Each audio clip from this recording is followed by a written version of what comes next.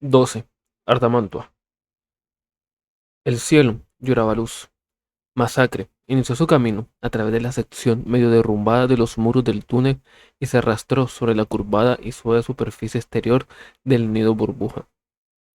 Estaba lloviendo algún tipo de líquido, distinto al agua, procedente de una fea tormenta que soplaba del soslayado y volvía la superficie resbaladiza y pegajosa. El nido era una enorme extensión, como una masa exudada de basura sobre una losa, magnificada a proporciones titánicas. Había giros en los túneles que parecían nudos intestinales. Había masas renales y cámaras lobuladas. Algunas secciones de la gran ciudad orgánica eran similares a espirales como los restos de fósiles de antiguas conchas marinas. Otras secciones estaban reducidas a pulpa a causa del bombardeo orbital y los ataques aéreos. El humo ascendía desde el nido burbuja procedente de mil lugares. Se mezclaba con el viento y se impregnaba de la tormenta de chillidos. Masacre oía el aguacero repiquetear en su casco y armadura. Vamos, llamó. Cortagargantas subió tras él, y luego se volvió para cargar el desaliñado Magus Biologis hasta la salida del túnel. Tras ellos venían Puñalada y Fabricante de Heridas. Masacre había dejado el resto del muro del amanecer en el interior del nido bajo el mundo de frenesí.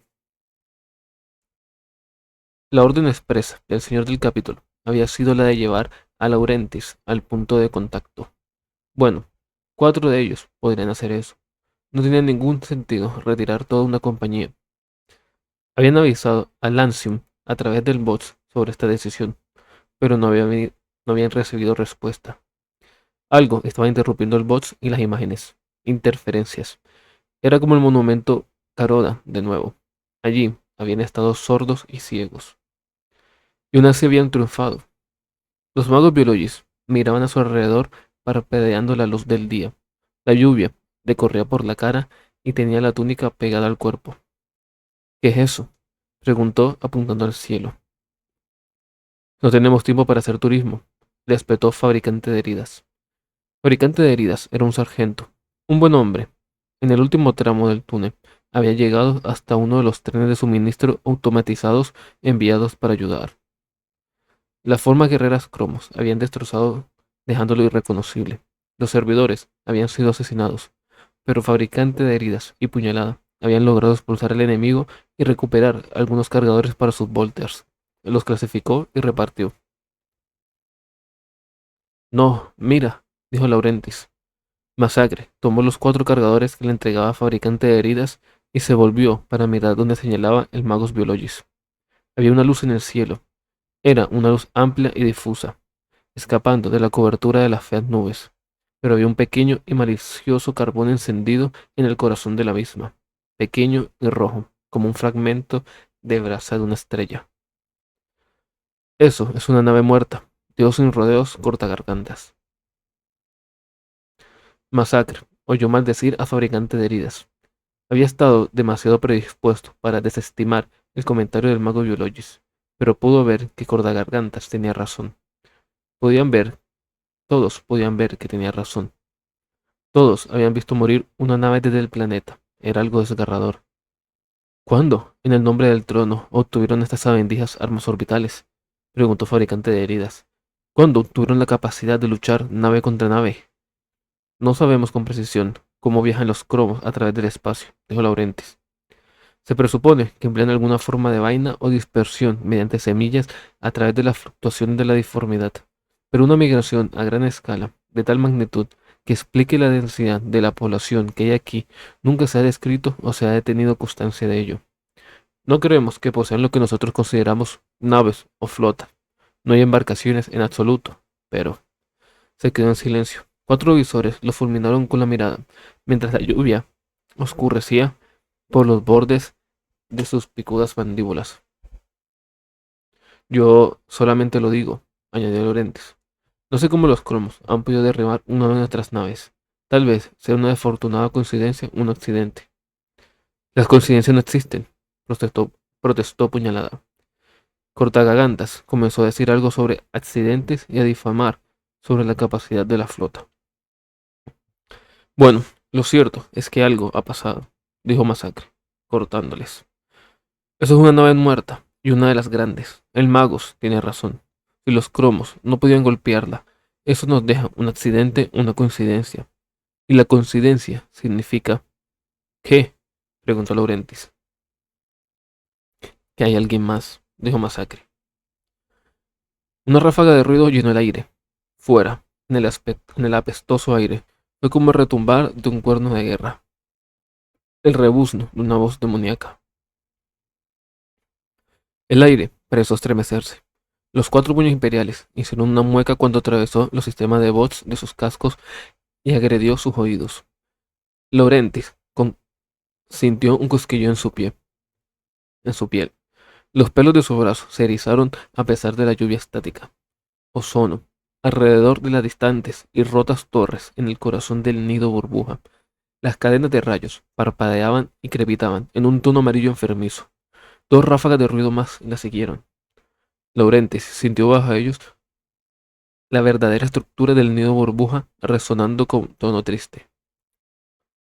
Los cromos son capaces de mucho más de lo que nos pensamos, dijo Laurentis a sus guardianes. Estos ruidos, estas ráfagas de ruidos, son la razón por la cual el señor del capítulo les encargó protegerme. Tengo una teoría. Cuéntamelas, dijo Masacre sin rodeos. Laurentis asintió y se encogió de hombros. Lo haré, señor. Creo que es comunicación. Creo que los cromos están tratando de comunicarse con nosotros. Los hemos considerado animales sin inteligencia, pero podemos estar muy equivocados sobre esto. Me gustaría poner a prueba la teoría de la comunicación, y por eso que necesito llegar al punto de desembarco para acceder a un equipo de especialistas. Masacre asintió. Comprobó el auspes montado sobre su antebrazo izquierdo. Comprobando el desembarco. Aterrizará en DZ-457 en los próximos 20 minutos. Movámonos. Comenzaron, cruzando los montículos curiosamente estriados y los barrancos, resbaladizos por la lluvia de la superficie superior del nido burbuja. Los puños con su fuerza, sus pasos largos y pliegues blindados no tuvieron problemas para atravesar la desagradable material. Laurentis se deslizaba y escurrió. Estaba frío y calada hasta los huesos. Fabricante de heridas lo sostenía agarrándolo por el cuello de su túnica y poniéndolo de vuelta sobre sus pies como si fuera un niño torpe.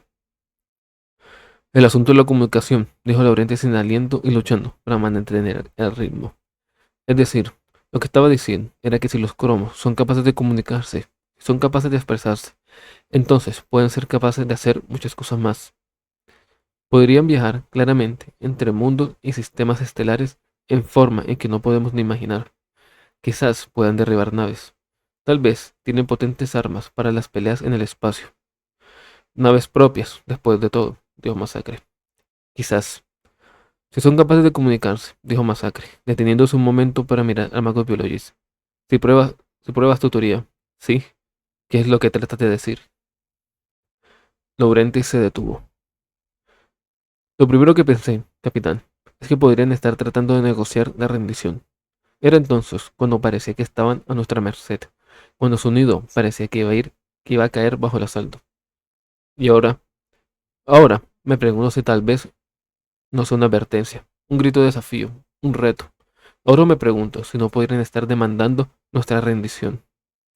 Debido a que nos están hiriendo, Laurente suspiró. Ellos están, al parecer, derribando nuestras naves espaciales, deteniendo nuestro asalto terrestre. El éxito de esta empresa no está tan claro como imaginábamos al principio. Siguieron bordeando el nido hacia abajo, a lo largo de las nudosas y feas crestas que presionaban como gigantes dedos de hueso en el fango de la orilla del río. Las ráfagas de ruido continuaban ladrando a través de la distancia envuelta en humo, causando tormentas intermitentes. Laurentis trataba de mantener un registro básico de los datos que observaba en su placa de datos, mientras se esforzaba por mantenerse al ritmo con sus guardaespaldas transhumanos. Fuentes de ceniza y luz entraron en erupción, soltando el aire proveniente de la región al otro lado del nido burbuja central, y las consecutivas explosiones les llegaron un momento después. Municiones pesadas, dijo Masacre. ¿Ataque orbital? Preguntó Cortagargantas. Fabricante de erguidas, negó con la cabeza. Parecía subterráneo. Así que, ¿nuestro enemigo tiene más armas que no conocemos? Preguntó Puñalada. ¿Con las que destruir su propio nido? Contestó Cortagargantas. No discutáis, no debatáis, intervino Masacre. Seguid moviéndoos. Otra explosión sacudió el suelo, y una enorme columna de humo ascendió en el cielo sombrío a 6 o 7 kilómetros de distancia. Los puños del muro del amanecer lo ignoraron estoica y obedientemente. Comenzaron a moverse. Laurentiis corrió tras ellos. Podría ser una nueva arma, conjeturó el mago de Biologies un poco sin aliento. Ellos podrían, supongo, podrían destruir su propio nido si con ello consiguieran más de lo que podrían obtener protegiéndolo.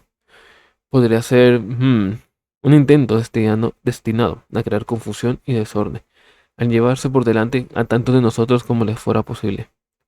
¿Con qué fin? Inquirió Masacre, metiendo su bajo la axila, bajo la axila. Laurentis, ayudándolo a cruzar en un tramo de barro de resbaladizo que parecían arenas movedizas. ¿Y si tuvieran un activo valioso que proteger? Aventuró Laurentis. Una reina, o su equivalente, una hembra reproductora dominante, la fuente de óvulos. Solo estoy formulando hipótesis, pero si se perdiera el nido, podrían destruirlo para cubrir la evacuación de la reina. Hubo otra explosión. Esto ocurrió mucho más cerca. Su fuerza golpeó a los cinco y los abofeteó como un muro de barro y vapor. Los desechos repiqueteaban hacia abajo. La lluvia caía marrón. Los puños imperiales tenían problemas para mantenerse en pie. Laurentiis tosió y se estremeció, tratando de aclarar su cabeza. Mis sensores gravitatorios se disparan, informó Puñalada, comprobando la pantalla de su visor. Los míos también, dijo Cortagargantas. No, corrijo. Los registros gravitatorios están funcionando. Es solo que muestran un patrón muy irregular. De acuerdo, dijo Puñalada, volviendo a comprobarlo. La gravedad local solo gira durante 10 milisegundos, y el foco de la explosión fue gravitatoriamente fuerte. Estas armas, las nuevas armas, preguntó Masacre. ¿Qué es lo que son? ¿Armas de gravedad? ¿Bombas de gravedad? Laurentis se esforzaba por responder. Trataba de formular una explicación que sonara razonable de por qué los cromos podrían tener dominio sobre la gravedad, una de las fuerzas más notoriamente no cooperativas del universo. Tal vez sus viajes entre sistemas se avanzaban en algún impulso gravitatorio. Vigilad vuestros talones, gritó Cortagargantas. Los cromos se apresuraban procedientes de las vainas nido detrás de ellos. Eran formas estándar, con sus conchas plateadas brillando a la luz, salpicadas de barro y líquido, pero había un montón de ellos. Cortagargantas y Puñalada se enfrentaron a los primeros, hombro con hombro, dirigiendo golpes y cuchilladas con sus pesadas espadas, enviando los senos, cayendo y rebotando hacia atrás, chocando contra sus filas traseras, rajándolos y pulverizándolos. El hedor de Icor impregnaba la lluvia. Masacre y Fabricante de heridas agarraron a Laurentis por la espalda y comenzaron a descender por una pendiente hacia el nivel del agua. El suelo, mojado como un pantano, estaba cubierto de senos muertos de la primera oleada. Moviéndose por detrás, Puñalada y Cortagargantas lo seguían. Laurentis, jadeando con ansiedad, estaba maravillado de su destreza con la espada. La velocidad de la misma, la furia implacable, la precisión. Trozos cortados de los cromos volaban por el aire, dando vueltas.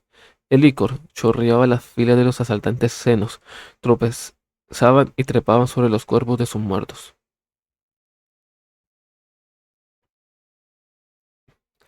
Laurentis había visto a las hormigas hacer eso, hormigas del bosque, en la orilla de un arroyo, las primeras ahogándose y muriendo, de manera que las que estuvieran por detrás podrían utilizar sus cuerpos como un puente cada vez mayor. Y las hormigas siempre conseguían atravesar el arroyo.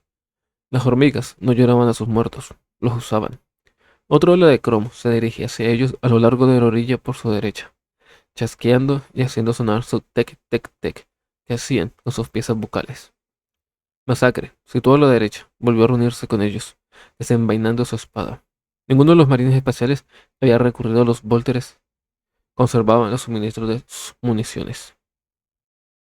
El ojo de Masacre encontró el primer cromo empalándolo, y luego arrojándolo a través del río, tras un arco, y cayó al agua con una sucia salpicadura. Su espada volvió hacia atrás y decapitó al siguiente, y luego atravesó al tercero por la mitad a través de la cabeza. Proteged la carga, rugió Masacre.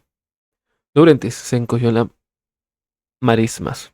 Los 4 puños se cerraron en torno a él, como los 4 puntos cardinales, cada uno de ellos esperando el asalto mientras se arremolinaban a su alrededor 2 líneas de ataque.